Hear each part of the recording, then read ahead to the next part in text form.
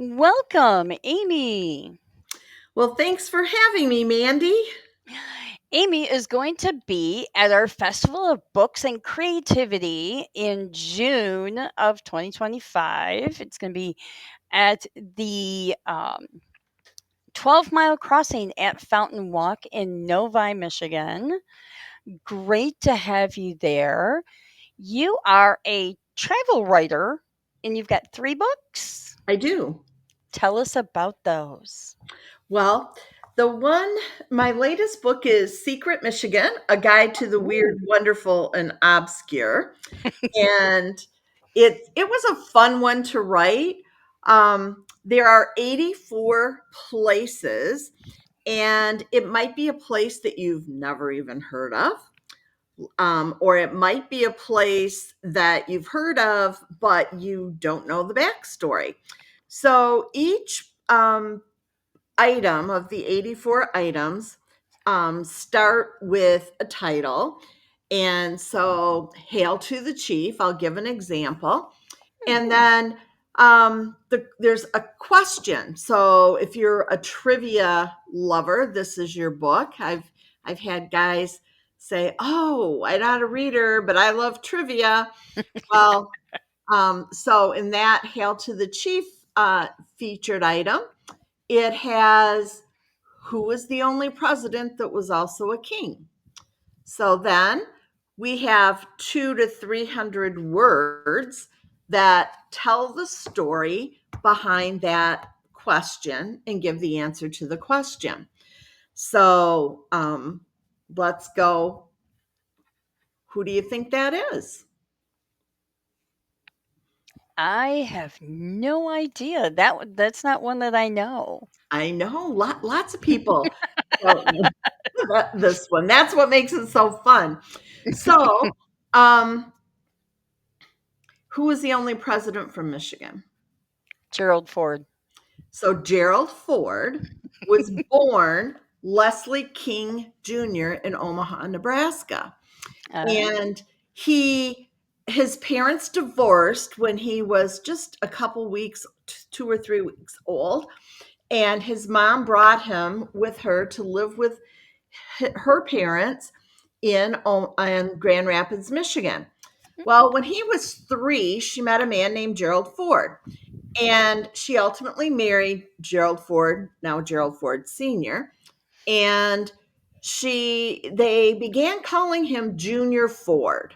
And then as he grew from Junior Ford to Jerry Ford, but his stepfather never adopted him. So that wasn't his legal name.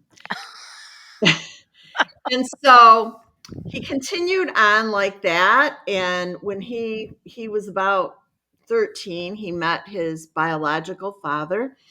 And when he graduated from University of Michigan, um, his name was legally Leslie King Jr.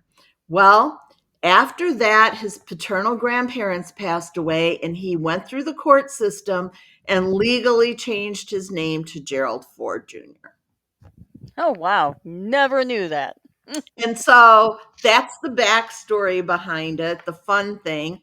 And then this isn't the same one, but there are pictures about it. And then there's a call out box for every item that tells you where to go to find out more and to travel to this place. Oh. So you would be traveling, in this case, to one of 2 places, to the Gerald Ford Presidential Museum in Grand Rapids Mhm. or to the Presidential Library in Ann Arbor. So he's the only president whose library and museum is not in the same city. So all of that is there. And then there's a pull quote at the bottom. Let me get here, or on the side somewhere. And it just kind of is another fact, another point of trivia that doesn't fit the story, but it's really fun to know. And Mhm. so there are 84 things like that. So you can use this book as a passport as you go around. You can There isn't a lot of white space, but you could write in the margin a memory, who you went with, what you did, that kind of thing. So that is my first book. And it has all different kinds of things, natural things like uh, canal in Cadillac, Michigan, that when it's a canal between two lakes. And so when Lake Cadillac and Lake Mitchell freeze, the canal does not freeze. And when the canal freezes, the lakes don't freeze. And so it explains Mm. why, but that's weird. Mm-hmm. Um, so it's fun. There's things all over the state. Um, I couldn't possibly have captured everything in one book. So I tried to make a selection from all over the state. And so that's the first book. And then this other book, I'm from Lansing, Michigan, and here's 100 Things to Do in Lansing Before You Die. And there aren't a lot of pictures, but it tells you of places to go and things to do around the state and or around the city, I should say. It's the capital city. So, for those of you from out of town who aren't aware, um, you can go out and explore Michigan, and this book will be your perfect guide for that.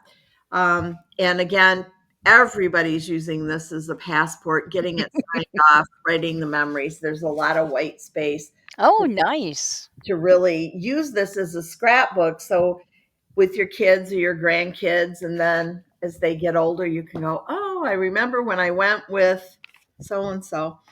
And then my last book is I should Oh, lose. Midwest. It's the Midwest. So I've got a city, a state, and a region. This one was my first foray into being an author, and it was a funny story on how this got started. I am not the sole author of this book. I wrote the Michigan chapter, and I am a member of the Midwest Travel Network. And it's a Facebook group and a group, they have conferences and that kind of thing. And um, one day, this was just during the pandemic, Mm. the co-owner of the Midwest Travel Network, Sarah, called me and said, you know what? Someone's going to call you. And when she does, just say yes. And I'm thinking, okay. Hopefully, it's dinner. So I had a day job. I was pretty actively engaged, but I was doing freelance travel writing. And so Danelle Gay called and said, we're putting this book together. There are 12 Midwest states, and we're inviting an author from each of the 12 states to write a chapter on their favorite road trips in their state. Oh, And how cool. and so um, we we wrote this. I wrote the Michigan chapter, and this was a bestseller on Amazon. It's in its second edition, and people are just loving it. I mean, they want to get out and explore the whole region. Mhm. So you can, if you can't wait until the book event, you can get it on Amazon today. Um, and if you come to the book event, I'll sign up for you. That'll be excellent, having a signed copy. Yeah. And what great things to talk about your state and, places that people can explore, whether they're coming for a weekend, a week, a month, or they actually live there. Hmm. There's so much to see and do. Uh, I try to tell people that, they say, oh, I can't afford to travel. I can't, I hear a lot of I can't. mhm, And my response is, you can be a tourist in your own town, and people come to your town to explore it, and they are tourists. So if mhm. tourists come there, you should certainly go out and explore. And you have a tendency, I think, to not go out and look in your own backyard because it's always there. I mean, Mhm. I know my daughter, she's an adult and she thinks that if you're not getting on a plane, it's not really a vacation. Mm. Then all my road trips would not be vacations according to her. According to her, no. 'Cause we do a lot of that. We drive just about everywhere. So, Mhm. Yeah. Well, that's that's true, but she just we she kind of is bamboozled me, if you will. She's turning 40 this year, and I just booked a Hawaii vacation for the whole family. ooh. So we're going to get out a little further than the Midwest this year. That's quite the plane trip. Yeah. So, So, what got you into travel writing?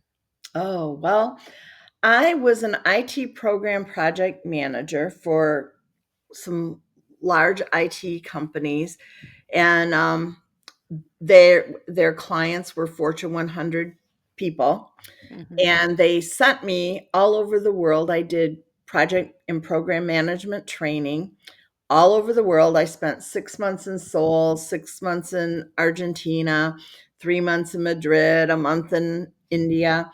And so they were sending me all over the world to either set up programs or teach program project management. Well, on my 6 month assignment in Argentina, I was like, oh, I'm enjoying traveling a lot. I mean, we've always kind of traveled as I grew up, not Mhm. those kind of trips, but road trips. My parents' idea of international travel was to load five kids in a Delta Oldsmobile Delta 88, Mhm. and we went everywhere from Nova Scotia to British Columbia in Canada. And Mhm. um, anyway, I said, well, I want to keep traveling after I retire, but I didn't know how the finances were going to work. Okay. Um, I mean, my husband was working for state government. I had a corporate job. Who knows what kind of money you'll have and that kind of thing. So I was like, I got to find a way to keep doing this. So the Mhm. travel writing, I took a weekend course. First, there was kind of like an at-home online course, and then it turned into a weekend course. And so I took these courses, and at the end of one the 3-day weekend course, they said, okay, go get an article published within 30 days. Well, I did. That Ooh. was in 2016, and Mm. I've never looked back. I probably published 300 articles. I lost count after about 200 um, on websites and magazines, and that kind of thing. And so the way you get the travel is either you're paid for your articles that you write, Mhm. or some destinations will ask you to come. Their PR agencies will invite you and they'll pay for your trip. And then you write about it. And that's how it works. Nice. It's always So a good thing to get paid to do travel. it is. Now, I have paid for a lot of my own trips. Last Mhm. year, I went for 2.5 weeks to Italy. I went to Ooh. Africa um, for about 10 days, 13 days, something like that. So, I mean, it's not all comped but Mhm. I mean, you have a blend of everything. And then now people are like, "Oh, they saw I went to Italy. Are you writing a book on Italy?" I was just gonna No, say, no. you've got a lot of places that you could write on though, potentially. I do. And I have a blog. My blog is called followthepiper.com because my name is Amy Piper, so follow the Piper. Perfect. And kind of around town and around the world. And so I write a lot about Michigan, a lot about the Midwest, but I have articles on, for example, I went to Turks and Caicos in December, so there's Mm, an article on Turks and Caicos. So I write for my blog, I write for other people. So awesome. that's kind of how it goes. So I'm busier now almost than when I was working my day job.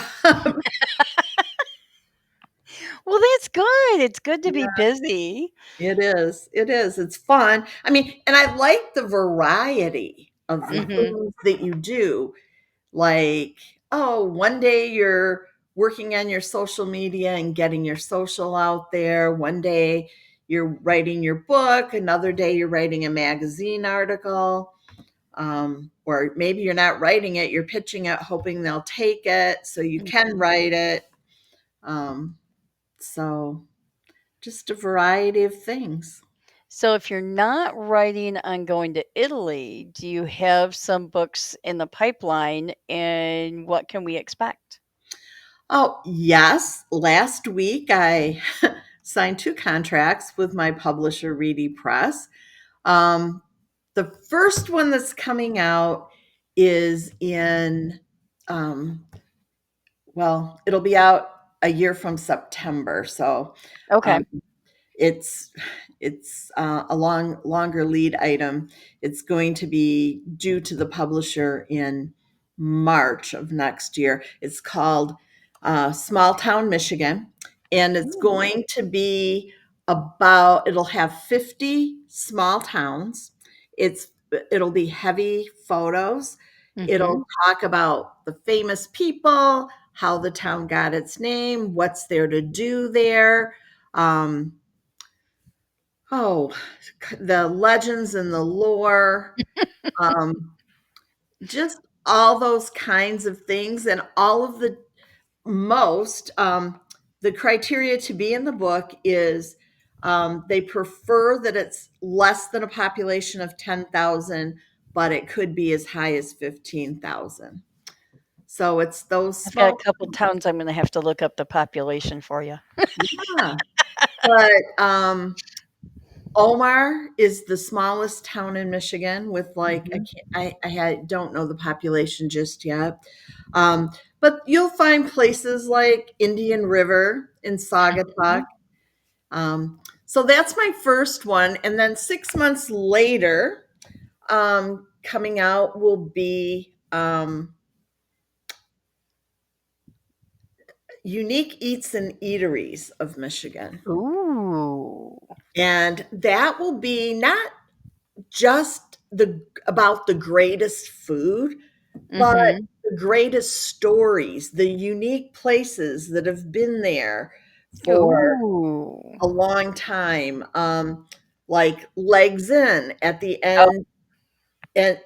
end of the Tunnel of Trees, or Mhm. Candy Dancer in Ann Arbor in an old train station. Mhm. Um, why do they applaud when if you go to brunch at the Gandy Dancer in Ann Arbor, it's in an old train station, they'll applaud when the train goes by. Why do they do that? What's Mm. behind that?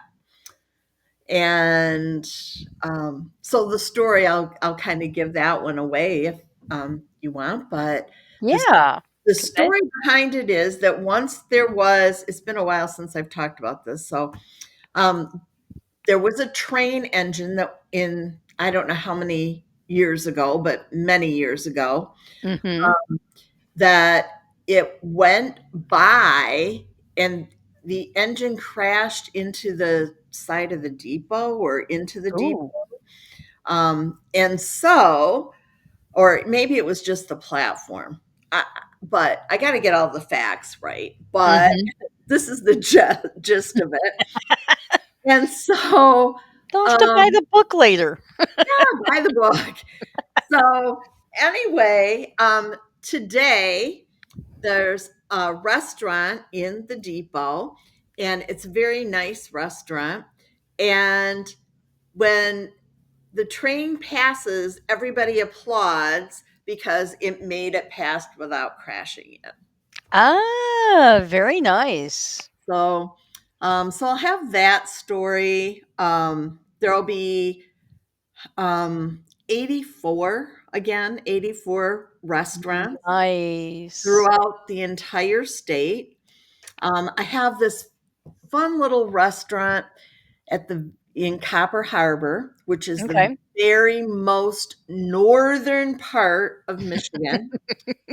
And it's kind of a German restaurant in a way, not exactly. Okay. I might have the heritage wrong, but it's European. And when the boat comes from Ludington, not Ludington, from um, Isle Royal every Okay. day, Mhm. and it comes at 5:30 or 6. We were sitting out there waiting for our table, and Mhm. we were overlooking the harbor, and all of the servers were dressed in uh, um, I don't want to say costume, but native dress, Mhm. and for this European country. And they came running out. It might have been Finnish, actually. I don't know. I have to get my facts straight. But they came running out and started dancing. And Ooh. I was like, what the heck's going on? It was like, I thought there was like a catastrophe in the kitchen or something.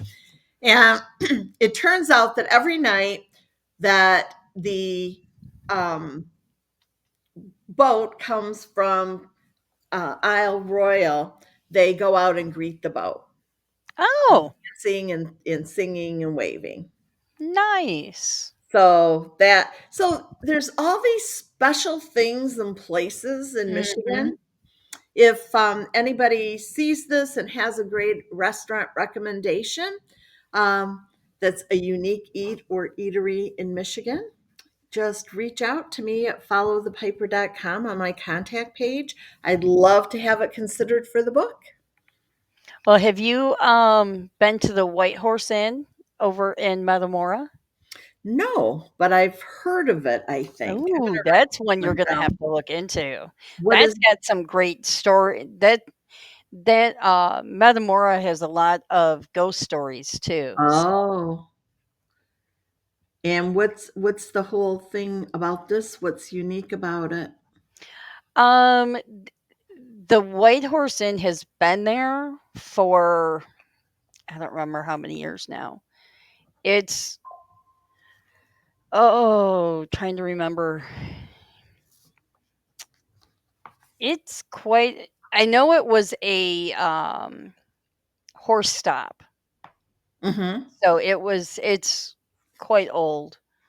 Um, Well, I'll to have to say I look don't into remember all the it. details offhand, and then you've got the oldest inn in Michigan is in New Hudson.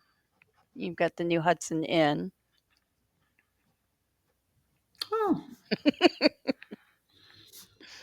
I mean, it's just so, um, I'm just starting to, um, define what I'm going to do. But I've written about Mhm, food a lot over the years.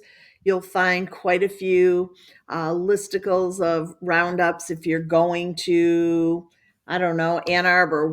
mhm, Where the places that I like, and it's not all fine dining. It's a wide range. I usually try to include the whole gamut of mhm, restaurants, although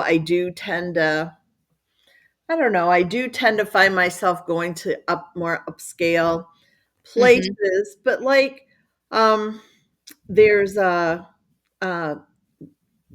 Frida Batida or Batito in Ann Arbor Mm. is a Cuban kind of place with Ooh. burgers and milkshakes, and they have white picnic tables inside the restaurant, and it's very bright and pretty, but it's very Mm. casual and counter service. Mhm, So, you know, it doesn't necessarily, you won't necessarily find just the really fancy places.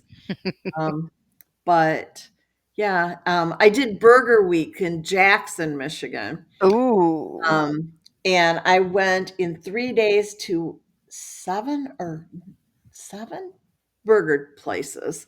Wow. And I ate burgers nonstop.